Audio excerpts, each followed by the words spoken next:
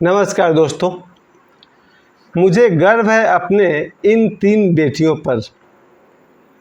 आज मैं अपने 3 बेटियों के बारे में बात करना चाहता हूँ।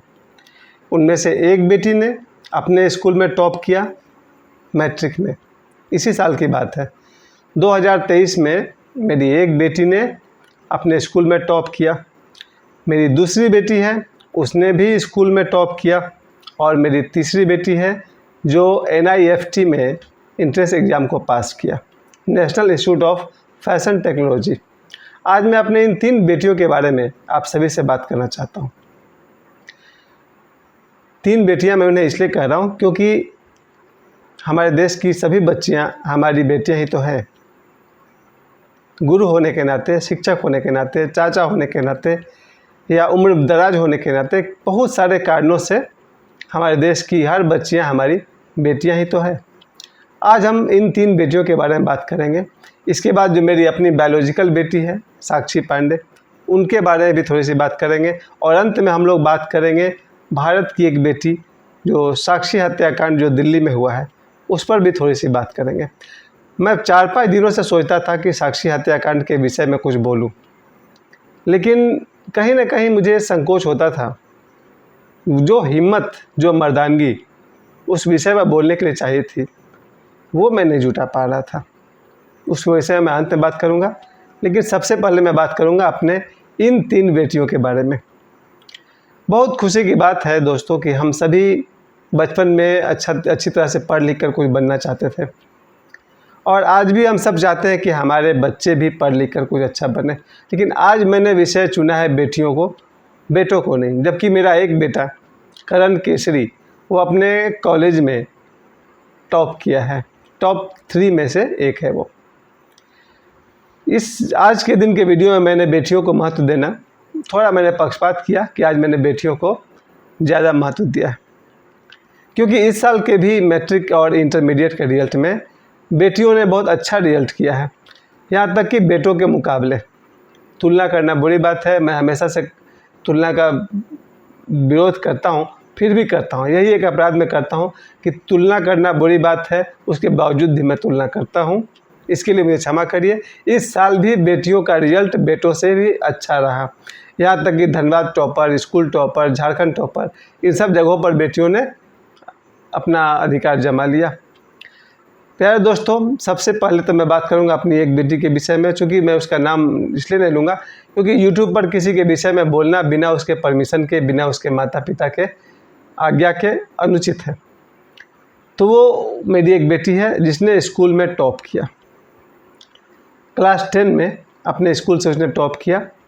उसे इंग्लिश में 100% मार्क्स मिले, उसे कंप्यूटर में भी 100% मार्क्स मिले, अन्य विषयों में भी स्कूल मिलाकर उसे 97.6% मार्क्स उसे मिले। ये बेटी मेरा स्कूल टॉप किया है। मेरे जितने भी दर्शक हैं, आप सभी को मैं बताना चाहता हूँ उसके सफलता के पीछे किन किन का हाथ है।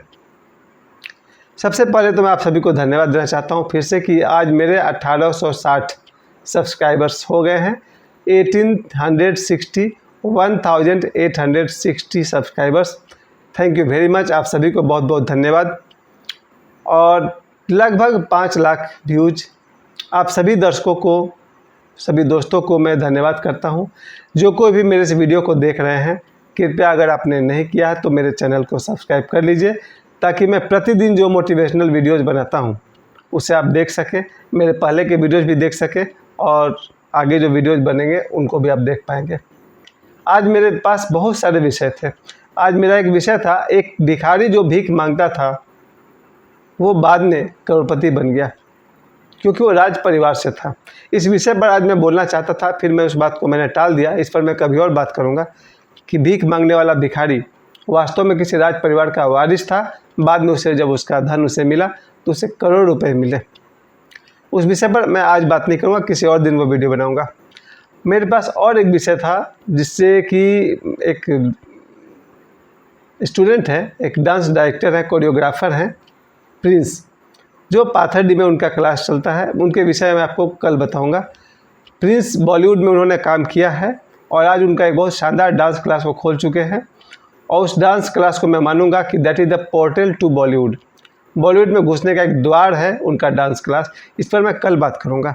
आज मैं बात करूंगा अपने इन 3 बेटियों के बारे में और इनके सफलता का राज क्या है।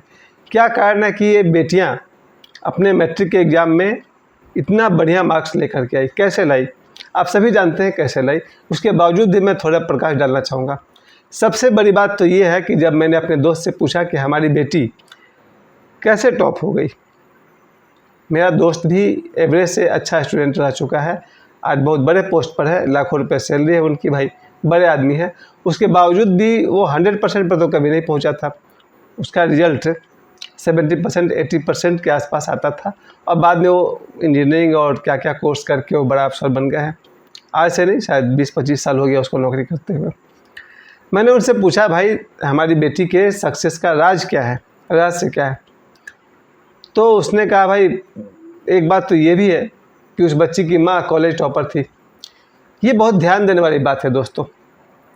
अगर किसी विद्यार्थी के माता पिता पढ़े लिखे हों तो उसका एजुकेशन का रास्ता ज़्यादा क्लियर हो जाता है, क्योंकि उसके खून में, उसके डीएनए में एजुकेशन आ जाता है। इतना ही नहीं, वो जो जिस बच्ची की मैं बात कर रहा हूँ उसकी माँ तो कॉलेज टॉपर थी ही, उसके पिताजी तो बहुत बड़े ऑफिसर हैं ही, उस बच्ची के दादाजी भी बहुत बड़े ऑफिसर रह चुके हैं बिहार के। तो एक पढ़े लिखे ख़ानदान की बच्ची जब पढ़ाई पर ध्यान देगी तो 4 चांद लगा देगी। यही हुआ है। ये जो मेरी बच्ची है जिसने स्कूल टॉप किया है 97% से अधिक नंबरों से, उसकी पहली खूबी कि मेरी बच्ची फेसबुक, इंस्टाग्राम और व्हाट्सएप इन सब सोशल मीडिया से दूर थी, अभी तक दूर है। उसका कोई फेसबुक पर कोई चैनल नहीं है, उसका कोई व्हाट्सएप पर नंबर नहीं है, उसका कोई यूट्यूब चैनल नहीं है, उसका कोई इंस्टाग्राम चैनल नहीं है। वो एक शुद्ध विद्यार्थी है। She is a share student. मेरी बेटी सोशल मीडिया से बहुत दूर है, कोसों दूर है। उसका पूरा फोकस उसकी पढ़ाई पर है, अपने माता पिता के साथ पारिवारिक और सामाजिक एक्टिविटी में, स्कूल एक्टिविटी में वो है। तो पहली बात जो मैं कहना चाहूँगा अपनी इस बेटी के विषय में कि जो बच्ची मल्टीमीडिया से दूर है, इंस्टाग्राम के नाच गाने से दूर है, फिल्मी दुनिया से दूर है, बॉलीवुड से दूर है और व्हाट्सएप से दूर है, यूट्यूब से दूर है, वैसी बच्ची अगर उस समय को पढ़ाई में लगाती है तो उसकी सफलता सुनिश्चित है। तो मेरी बेटी ने अगर स्कूल टॉप किया है तो उसका एक राज तो ये है कि उसने स्कूल में अच्छी से पढ़ाई किया होगा, उसके स्कूल में पढ़ाई का लेवल अच्छा रहा होगा, उसके स्कूल वाले बहुत अच्छी तरह पढ़ाते हैं, या फिर घर में आकर उसने जो अपनी सेल्फ स्टडी किया है वो उसने बहुत अच्छे से किया होगा, या उसके माता पिता ने अपनी बेटी पर ध्यान दिया होगा और उस लड़की ने खुद ही ये डिसीजन लिया होगा कि मुझे पढ़ाई में अच्छा करना है। इतनी सारी बातें मिला करके मेरी बेटी आज स्कूल टॉप हुई है। अब वो अपने आगे की पढ़ाई कर रही है। मेरी तरफ से बहुत सारा आशीर्वाद और बहुत सारी शुभकामनाएं। अब मैं बात करूंगा अपनी दूसरी बेटी के विषय में जो मेरे स्कूल से टॉप की है। मैं अभी पढ़ा रहा हूँ सुभाष चंद्र बोस हाई स्कूल लोको बाज़ार में, SCB हाई स्कूल लोको बाज़ार में मैं पढ़ाता हूँ और मेरी पढ़ाई हुई स्टूडेंट स्कूल टॉप हुई है और इंग्लिश में उसने 91% नंबर लाया है। ठीक है, मैं मानता हूँ बहुत ज़्यादा नहीं है, लेकिन मुझसे बेहतर है। ये मेरी जो दूसरी बेटी है जिसको मैंने खुद ही पढ़ाया है, इसने स्कूल टॉप किया है। मैं इसे इंग्लिश पढ़ाता था और SST पढ़ाता था और दूसरे विषय में भी थोड़ी बहुत मैं मदद करता रहा उसकी। वो जब स्कूल टॉप की है उसका भी राज यही है। उस बेटी का भी कोई इंस्टाग्राम में अकाउंट नहीं है, व्हाट्सएप नंबर तो उसने मुझे कभी दिया ही नहीं क्योंकि है ही नहीं। यूट्यूब पर ज़्यादा पढ़ाई के सिवा और कोई काम वो करती नहीं थी। मैं खुद ही उससे बताता था कि किसी चैप्टर को समझना हो SST में या इंग्लिश में या किसी विषय में तो यूट्यूब की मदद ले सकती है। उसने यूट्यूब का हेल्प लिया है, लेकिन अदरवाइज उसका कोई फेसबुक में कोई अकाउंट नहीं है, उसका कोई इंस्टाग्राम में अकाउंट नहीं है, कोई व्हाट्सएप में अकाउंट नहीं है। मोबाइल से अगर उसने हेल्प लिया है तो मेरे कहने पर लिया है, पढ़ाई के विषय में लिया है। ये बात मैं बार बार इसलिए रिपीट कर रहा हूँ क्योंकि जब मैं अंतिम बात आपसे कहूँगा तो आपको ये बात क्लियर हो जाएगा कि क्यों मैं बार बार इस बात पर जोर देता हूँ कि मेरे इन दोनों बच्चियों का कोई भी अकाउंट नहीं है। मेरी तीसरी बेटी जिसके बारे में मुझे आज पता चला है कि मेरी बेटी NIFT में निफ्ट में उसने एंट्रेंस एग्ज़ाम पास कर लिया है और अपने आगे की पढ़ाई कर रही है। निफ्ट को मैंने खुद ही पता किया क्या है, मुझे नहीं मालूम था। National institute of fashion technology, इसमें मेरी बच्ची ने एंट्रेंस एग्ज़ाम को पास किया और अपने आगे की पढ़ाई अब करने वाली है, यानी कि फ़ैशन डिज़ाइनर बनेगी और पता नहीं कहाँ कहाँ तक जाएगी। मेरी इस बेटी की तारीफ़ में भी मैं यही बात कहूँगा, पढ़ा लिखा ख़ानदान, पढ़े लिखे माता पिता, और इस बेटी का भी इंस्टाग्राम में कोई भी अकाउंट नहीं है। इस बेटी का भी फेसबुक में शायद कोई एक फ़ोटो तक आपको नहीं मिलेगा, और मेरी इस बेटी का व्हाट्सएप नंबर मेरे पास भी नहीं है, किसी के पास नहीं है। मेरी ये बेटी भी बचपन से पढ़ाई में लगी है तो लगी है। ये है मेरी तीसरी बेटी का। इसके बाद मैं आपसे बात करना चाहता हूँ कि मेरी अपनी बायोलॉजिकल बेटी साक्षी पांडे। ये जो 3 बेटी हैं, ये तो मेरी मनस पुत्री है, मेरे मन से ये मेरी पुत्रियां हैं। मेरे सारे स्टूडेंट मेरी बेटियां हैं। देखा जाए तो जो कोई भी बच्ची आज, चाहे वो हमारे देश की हो या दुनिया कहीं की भी हो, सब मेरी बेटियां ही तो है। खैर, मैं बता रहा था कि मेरी बायोलॉजिकल बेटी जो साक्षी पांडे है, इसके विषय में मैं क्या कह सकता हूँ। मेरी अपनी बेटी है, घर की बेटी है, और इसका जो संघर्ष मैंने देखा है, मैं 1 मिनट में कहना चाहता हूँ कि जब ये 8 साल की थी तो इसने अपनी माता जी खो दिया, और ये 8 साल की उम्र से लेकर के आज लगभग वो 15 साल की होने वाली है, पौने 15 साल की है। इस 7 साल के कठिन दौर से मेरी बेटी गुजरी है। कैसे बिना माँ की बेटी अपने आप को यहाँ तक उसने पहुँचाया है, आप सभी अनुमान कर सकते हैं। भुगता तो मेरी बेटी ने है, क्योंकि माँ एक ऐसी शख्सियत है, व्यक्ति है दुनिया की, जो भूख लगने से पहले अपने बच्चे को भोजन परोस देती है। ये हुआ मेरी बेटी ने अपने माताजी को खोने के बाद। क्योंकि मैं अच्छा कमाता था, स्कूल में पढ़ाता था, ट्यूशन पढ़ाता था, बेटी को मेरा भूख लगी नहीं कि उसकी माँ खाना बनाकर दे देती होगी, सुबह दोपहर शाम या रात 4 बार। लेकिन माँ के जाने के बाद मेरी बेटी को क्या उसी तरह से 4 बार भोजन मिला होगा, सुबह दोपहर शाम और रात। माँ की जगह कोई भी नहीं ले सकता दुनिया में, कोई भी, मतलब कोई भी। माँ माँ होती है, बाकी सब आंटी होती है।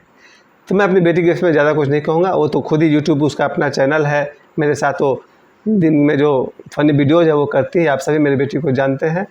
मेरा प्रयास है कि मैं अपनी बेटी को अच्छी शिक्षा दे सकूं, बाकी उसका टैलेंट, उसका गुण, उसकी प्रतिभा उसे जिस दिशा में ले जाए। लेकिन एक बात मैं ज़रूर कहूँगा कि मेरी बेटी का सौभाग्य है कि आध्यात्म की राह पर मेरी बेटी के माँ भी पंडित धीरेन्द्र कृष्ण शास्त्री हैं, मेरी बेटी के पिता भी पंडित धीरेन्द्र कृष्ण शास्त्री हैं, और मेरी बेटी के गुरु भी पंडित धीरेन्द्र कृष्ण शास्त्री हैं।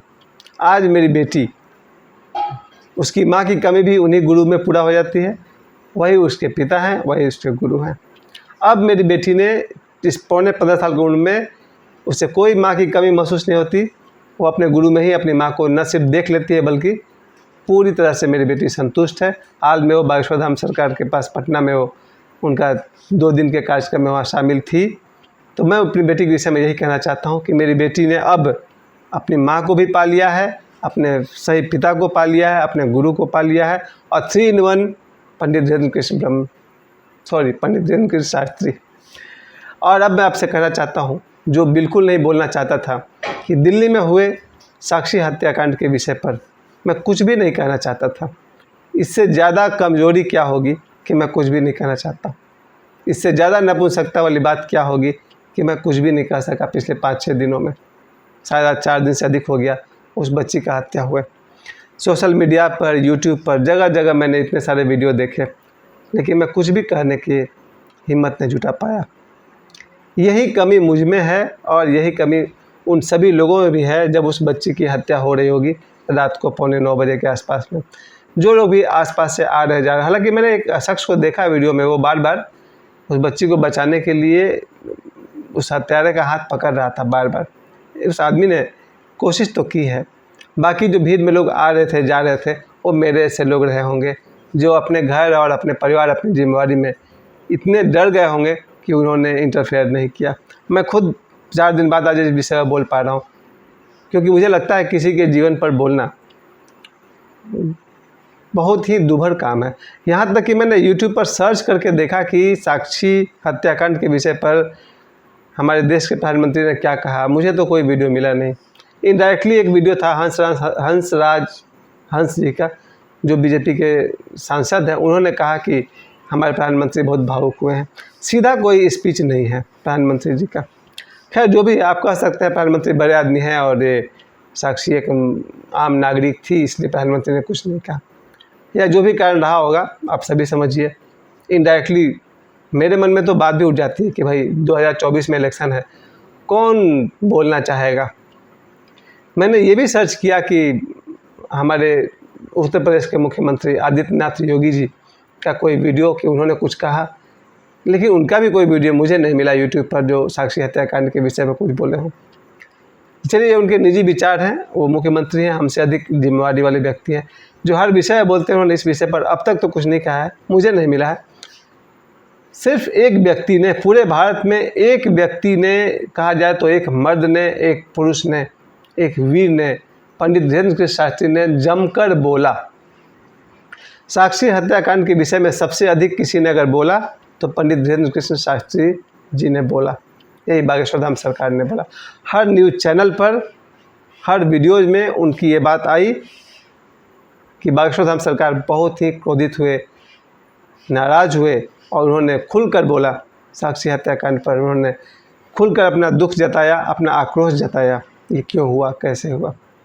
पंडित धीरेन्द्र कृष्ण शास्त्री जी के बाद एक मैं हूँ जो इस विषय पर 4-5 दिनों के बाद ये कहने की मैं हिम्मत जुटा पा रहा हूँ कि देश की मेरी जितनी भी बेटियाँ हैं, उन सब से कहना चाहता हूँ, बड़ी सावधानी से जियो मेरे बेटियों, बड़ी सावधानी से जियो और हो सके तो परिपक्व होने तक, मैच्योर होने तक, समझदार होने तक फेसबुक, इंस्टाग्राम, यूट्यूब या सोशल मीडिया के किसी भी चैनल से हो सके तो स्टूडेंट लाइफ में दूरी बना कर रखो।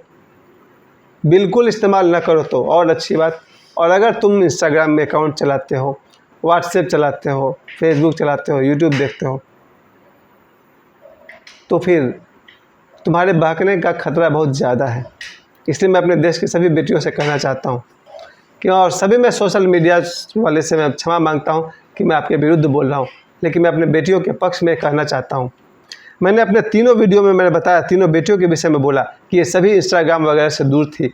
आज मैं भी कहना चाहता हूँ कि अगर बाकी सभी बेटियाँ भी बॉलीवुड के कुप्रभाव से, जो बॉलीवुड में जो निगेटिव बातें दिखाई जाती है, उनसे दूर रहें मेरी बेटियाँ। इंस्टाग्राम से दूर रहिए, फेसबुक वगैरह से दूर रहिए। फेसबुक में तो बहुत सारा कंटेंट मिलता है जिसको मैं देखकर चिंतित हो जाता हूँ कि अगर मेरी बेटी कहीं फेसबुक खोलती होगी तो उसको भी ये सब देखने को पड़ता होगा। यूट्यूब के शॉर्ट्स में ऐसे ऐसे बकवास वीडियो में देखता हूँ कि मुझे लगता है अगर मेरी बेटी कभी यूट्यूब के शॉर्ट्स देखती होगी शायद ये सब भी सामने आता होगा। तो सर, मेरे दृष्टि में यूट्यूब के शॉर्ट्स में बहुत सारा कंटेंट ऐसा है जिससे बच्चों को दूर रहना चाहिए। इंस्टाग्राम में भी बहुत सारे बकवास है जिनसे बच्चों को दूर रहना चाहिए। फेसबुक में तो है ही, जिसके लिए मुझे लगता है कोई सेंसर ही नहीं है वहाँ पर। यूट्यूब भी। तो प्यारे बच्चियों, मेरी प्यारी बेटियों, आप सभी से मेरा विनम्र निवेदन है, अपने माता पिता के संपर्क में रहें और अपने माता पिता से पूरी बात कहें, कुछ न छिपाएं, अपना पूरा ध्यान पढ़ाई पर लगाएं। ईश्वर करे हमारे देश की सभी बेटियां सुरक्षित रहें, सफल होवें, दुनिया में नाम करें। मुझे समय देने के लिए आप सभी को धन्यवाद। और मैं एक बार फिर से आपको कहना चाहता हूँ, मेरे उन 3 बेटियों पर मुझे गर्व है जिन्होंने मेरा मस्तक ऊँचा कर दिया। और मैं अपने बाकी सभी बेटियों से जो गुमराह हो रही हैं, उन सब से मैं प्रार्थना करता हूँ, बेटियों लौट आओ सुसंस्कार की तरफ। धन्यवाद।